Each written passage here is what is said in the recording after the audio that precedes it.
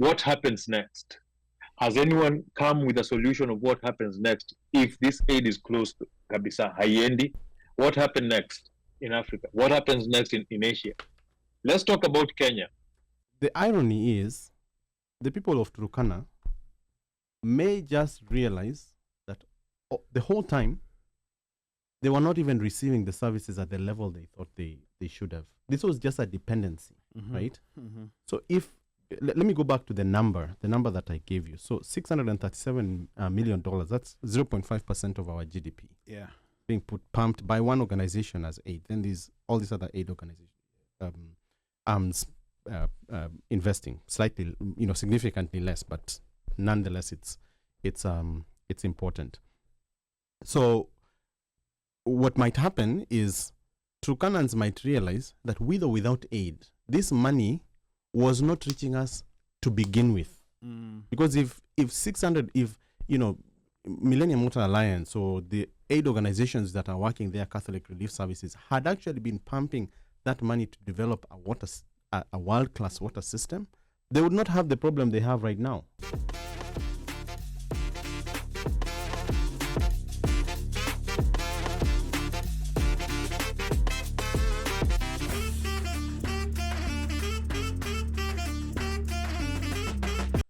Healthcare and reconstruction and humanitarian aid in the rest of the world. So I see that part. Then the second part is the role that humanitarian aid has played in the world, or foreign aid has played in the world. And let's just take Kenya as a case study.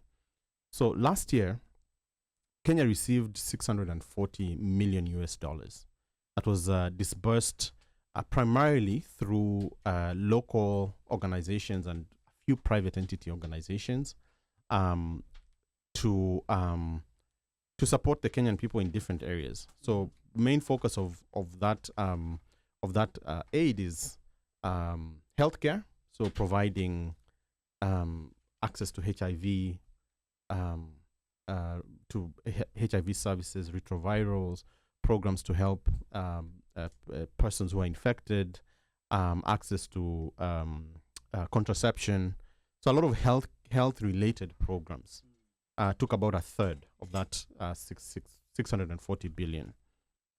And then the other part is access to water, so developing water supply, particularly in the rural counties. I know this quite well because this is a sector I've worked in quite extensively. So in northern Kenya, most of USAID's water-related funding is focused on our northern arid lands. So in places like Turkana, Marsabit, Wajir, Isiolo, and there's one more, Garissa. So in Turkana, as an example, so the way it works is these aid organizations have divided and conquered these counties, and Catholic Relief Services provides all the services, including healthcare, etc., in Turkana County. Then food for the hungry, I think, is in Isiolo. Then care is in Marsabit. Then Wajir has World Vision. So they've kind of divided it and conquered it, right? I think it's a very effective way of doing it, just very similar to dividing and conquering the continent to to govern it during the colonial times. So that's what they have done. As a result, if you go to those counties, Turkana, most of water services and healthcare is provided by Catholic Relief Services. They received a lion's share of the money that comes through USAID. So I think the amount they get yearly is about $2.8 million, which is a colossal amount of money, right? And think about the population of Turkana. It's not very big. Then the Catholic Council of Bishops also receives another chunk. Another question I have there is, how is a faith-based organization, and by the way, I'm Catholic, so how is a faith-based organization, the National Council of Churches, Catholic National Council of Catholic Bishops, receiving money from the taxpayer? There's questions there. But back to this example of Turkana. So water services, health services, a lot of the education up to tertiary level is being provided by an NGO. So what does the Turkana government, local government, then do with the money that they get from the exchequer? They buy cars. They embezzle. People become overnight millionaires. We will be talking later about Kiambu County. I've been there. The headquarters for the Turkana County government is larger than the White House. And I'm not kidding you. This is a arid area with nothing. Right in the middle of the desert, you have this huge, monstrous building with a landing pad, a helipad on it. This is not. I'm not joking. So this is what the money that comes from the exchequer goes to then do. And this has been the case for the last 30 years. Turkana, including, on that by the way, also includes the refugee camps. These are being run by NGOs, the UN and Catholic Relief Services. So Catholic Relief Services has a disproportionate influence on the people of Turkana and the county. Now, as a person of faith, and as I said, as a Catholic, one part of me says that's a good thing. The other part, which is more pragmatic, says that all you're doing when you do that, and then replicate that across the counties, you're enabling corruption, yes, and dependency, right? So that if these NGOs, and by the way, USAID has continuously funded these programs. I'll give you another, anecdote that came out of the field. These I saw with my own eyes. So in the 1980s, between, I'd say about 1982 and 1990, Catholic Relief Services spent a ton of money through a German grant, if I remember correctly, building water boreholes, because they thought that was the solution. They built a bunch of boreholes in the couple hundreds to 1,000 across Turkana to provide water service. Because a borehole is not necessarily very expensive. And Turkana, by the way, has a lot of groundwater. And then about 15 years later, only like 10% of those boreholes were functional, right? So all fast, the money that was pumped in by aid is gone. All the interventions that have subsequently been done to kind of rehabilitate these boreholes, because you go to a borehole, the handle broke, right? So no one knows where to find the part to replace it. So something in the pipe, detached or something. So what happens over time is that you have this dependency. The people of Turkana are dependent on Catholic Relief Services for water services. But water is not free. They should be investing in those systems themselves. The local government should be investing in those systems themselves. So we're just talking about like one county. So now replicate health services across Kenya. Over and above that, these NGOs, and they do good work. I mean this with in good faith. Knowing that there are a lot of NGOs out there that are doing very important and good work, but a lot of them are also party to the corruption we are always complaining about. In fact, I wrote to Morara and I told him, hey, Morara, if you're listening to this show, you need to investigate some of these NGOs. Because if you look at the cars they drive, I remember going in a convoy of more than 100 SUVs. I have a picture somewhere, I can even put it up. More than 100 SUVs going to open one borehole. One borehole in Kenya costs about, plus mobilization costs, something like 1.5 million in that part of the country. If you're in central Kenya, you're maybe half of that. One SUV, out of those 100, how much does it cost? $90,000. So where is the money going? Right? It goes to salaries. Why is NGO work the most lucrative work you can do in Kenya? Well, that money is supposed to be going to who? It's supposed to be going to the people who need the service. The people who need the service. So Mika, my response is, cautiously, it's a bad thing that a whole agency should be shut down. It affects a lot of people in the short term. But you also have to ask questions about, are what they're saying about waste, fraud, and abuse, in this particular instance, is it actually true? Then you replicate this across the world. I think a lot of money is being lost. And we are the taxpayers. We're the ones who are paying this money. You as a taxpayer in the US, you are filing your taxes next month. Now, you una file taxes. But then, I hear what you're saying. Yeah. But then, if you're gonna, one thing you have to realize is that, let's look at the good or the impact that these things have done, right?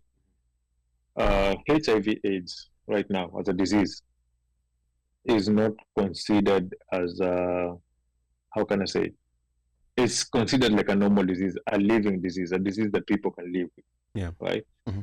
And this is specifically, thankfully, to PEPFAR. Mm-hmm.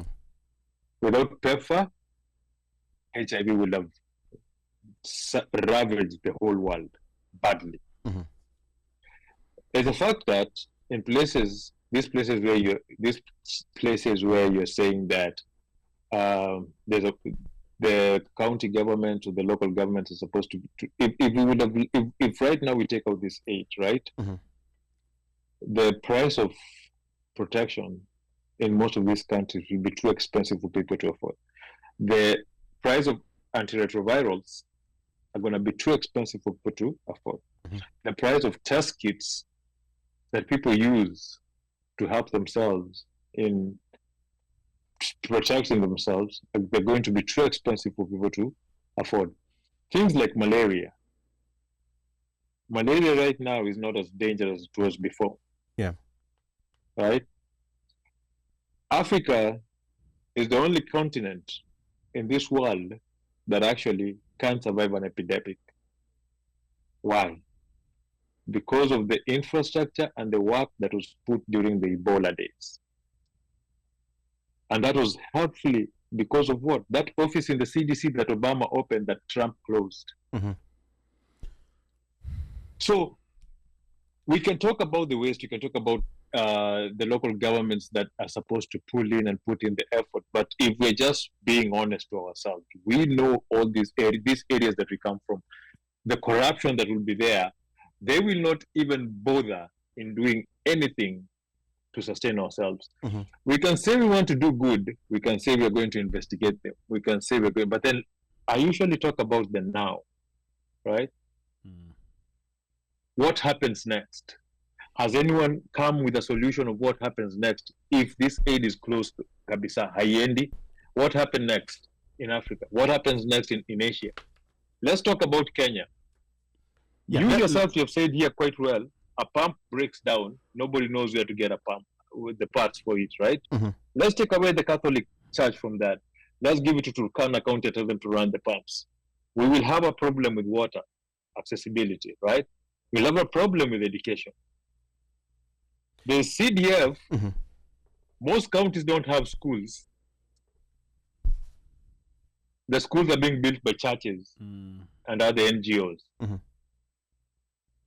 So my question is just simple. What are we doing now next? So, okay, we're taking away the NBS. It's a waste. We are wasting our taxpayers' money. You know something? If I'm paying my taxes and my taxes are helping people survive somewhere, mm-hmm. have food security, have health care, I'm more than happy for those taxes to be wasted in that way, than right now for my taxes to be wasted and being paid to a billionaire. That makes it. I mean, I think this is where one of those things now. This is where we are going to really have to buckle down, because fine, aid has been cut off. Mm-hmm. Whatever is happening is happening. Guys have been laid off. Those like Mika is saying, some of those people dependent on those services that were being provided now zimedidimia. On this other side, like you said, these guys have been so dependent on Catholics and the charity and whatever, that they have never ever thought about thinking and making their government answerable, accountable. Mm-hmm. Right?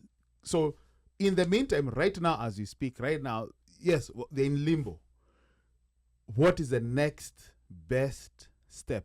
What are you going to tell the person who has been getting the ARV? What are you going to tell those people who have been surviving on the water from the borehole or whatever, that this thing is broken?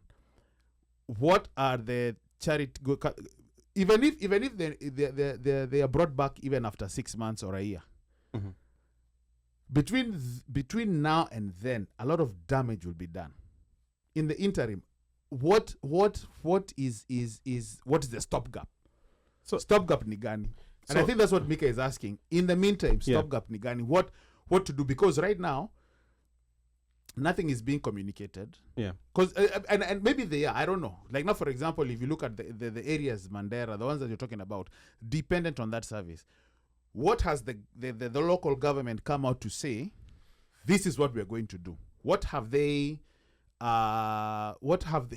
promised to do? What have they come out to say? This is what we're going to take over this. We're going to do this. What is the communication? So because chances that is none. So let me just say this, Mika, and I'll get to some of the issues that you've raised as well. So the irony is, the people of Turkana may just realize that the whole time they were not even receiving the services at the level they thought they should have. This was just a dependency, right? So if let me go back to the number that I gave you. So $637 million, that's 0.5% of our GDP. Yeah. Being pumped by one organization as aid. Then all these other aid organizations investing slightly, significantly less, but nonetheless it's important. So what might happen is Turkanans might realize that with or without aid, this money was not reaching us to begin with. Because if Millennium Water Alliance or the aid organizations that are working there, Catholic Relief Services, had actually been pumping that money to develop a world-class water system, they would not have the problem they have right now, right? But where has all that money evaporated to if these investments have been made continuously over the last 30 years? Think about it. Like if, let's say, I don't know what the number is, but out of the 637 million, let's say, 5% of it ends up in Turkana. How much is that? That's about $3 million US dollars per year. We're talking about per year. Multiply that by 30. Means about $100 million should have been invested in Turkana. $100 million is not pocket change. That is a lot of money. Yeah. If it was only going into hospitals and the water system just to provide that primary care, there should be world-class medical facilities in Turkana. There should be world-class water systems in Turkana. But if you go there's nothing. There's a couple of boreholes, some that work, some that don't work. People have done experiments. They've bought big cars. They've got big salaries, and they're out of there. Right? So maybe the people of Turkana might realize that we didn't need these people to begin with. The other thing, historians have described this in different ways. So the only way that societies innovate is when they are innovating out of their problems. They are solving problems, right? Whether that's social development, trying to kind of maybe come up with better accountability systems, better systems of government, innovations like technology innovations that solve certain problems. Think about the U.S. in 200 years, 150 years ago. This country was plagued with civil war. The whole country was blanketed with conflict, tribal, ethnic, religious, racial conflict, right? And then not even 50 years after that, you are talking about putting a man in the moon, right? You are talking about the atom bomb. 50 years after that, they were putting a man on the moon. Think about that. 1865, when the Civil War ended, people were using horse-drawn buggies and fighting with muskets. 100 years from that, in 1965, they already had missions to the moon. The question I have is, will Kenya have missions to the moon in 100 years? The answer to that will still be dependent on aid. Because we are dependent, so we are not thinking about solving our own problems, right? So in the short term, it might look like a bad thing, right? It might look like a bad thing because you have these immediate needs. There's, hungry children in this part of the world. There's thirsty women in this part of the world. But if we don't start changing our behavior, because the spread of HIV is as much a function of medication and interventions as it is a function of behavior. So that is probably what needs to be changed with policy, right? And just communal behavior and acceptance that if we behave a certain way, the disease spreads. But if we know I can go and sleep around because now I'm getting free ARVs, of course I'm going to misbehave, right? So I think it's really a question of not where we want to go in the next 1 year, but where we want to go in posterity. Do we want to be a nation or a country or a region or a continent that is dependent on foreign interests to provide our basics, or do we want to be a country that is self-reliant? my thought is that if over the next couple of years aid is cut off, we are going to have to innovate. Turkanas will have to figure out how do we actually provide these services to ourselves. Now, Kenyans will have to think about their own democracy and how they develop it to fit their specific local needs.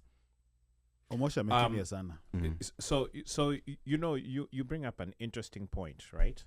About, but see, the way that we are structured right now, government is not doing what they're supposed to do, meaning we don't have policies in place, we don't have the money being pumped correctly to bring the services, basic service. We're talking basic, we're not talking about because water is a basic, right? We shouldn't have NGOs supplying the water, right? But the fact that they are not should not mean that then now, because the funding has stopped, or it has the I guess the well has run dry, then now we become I guess self-reliant, and that self-reliance, we are not there. It took time for but how will we get there if we getting there should not be that we turn the tap off. That's not the way we get there. But the intention, it needs to be phased in, if you ask me. Right? Just like you're saying, if we're going back and we're interrogating and we're saying, okay, the big cars, the money in the corruption, the county's doing this because things were devolved, and the country should be providing A, B, C, D, E, F, G. If Ministry of Health are the ones who are now saying, okay, we're going to manage ARVs and all of this stuff, and we'll make sure that it comes in, and so on and so forth. Whether it's with some intervention, I mean, even if it's not the US, it could be coming from Norway or whoever. It doesn't matter. But the whole point of it is that it needs to be phased in. It shouldn't be that one of, okay, boom, light switch on, light switch off, and expect. But there was never any. There's never been any mechanism in place to phase in or to phase out dependency. That mechanism has never existed. The aid complex was there to stay. Yeah, but see, right? the issue about the phasing in, right? That's where now the people, the leaders who are in power, or the people who are elected, are supposed to be able to. But they have no. Well, how does that? No, think hold on. Yeah. Let me finish. So the leaders or the people who are in power are supposed to be thinking of how they're going to get to that particular point, right? Or to that particular place. Because ultimately, it is not for those NGOs to do this indefinitely. The problem is that the way that the money is spread out when it comes into the NGO, the indefinite part is that today I'm going to be eating. Then tomorrow the next guy eats. Then the day after, the guy who's coming has come, whoever came in is eating. So this cycle of eating is a continuous cycle of eating, as opposed to saying, okay, we need to put policies in place and set it up such that these guys have got this structure in place, blah, blah, blah, and say the Turkana government or whoever takes over those boreholes and takes over making sure that those things are supplied, those things are in place and they are working. I'll give an example for where I come from. It's an island. And we don't have there are no wires that are coming in.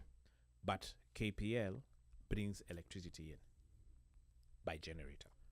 It's a generator that KPL is fired up, and it's down that supplying the island. And this is Kenya. So for somebody thinking about it, they'd be like, huh? At what? It's a generator, and it's the generator that's because iko ndani. It's not like the wires or cables are gonna go anywhere where you have those things, Nini. So the supply of elect there is coming in with it's coming in from the generator. Yeah. Right? Now when this generator goes out, it's a wrap. Kama hakuna petroli, it's a wrap. So that is not, in my opinion, that is not for the local government to say, okay, then now we're the ones who are going to have to go look for a way of bringing this up, right? Because that's something that they came up with a solution. They said, okay, we're looking around, the topography does not allow us to lay cable and to do all of these things, so we have to come up with a solution that's going to work. And that's the solution that works. And they build people and they do everything. So you, as a consumer, you don't know that your elect is coming via generator. You don't know that that's what's happening. And so on the same token, if we can cut off this whole cycle of it's my turn to eat, that's where the problem is.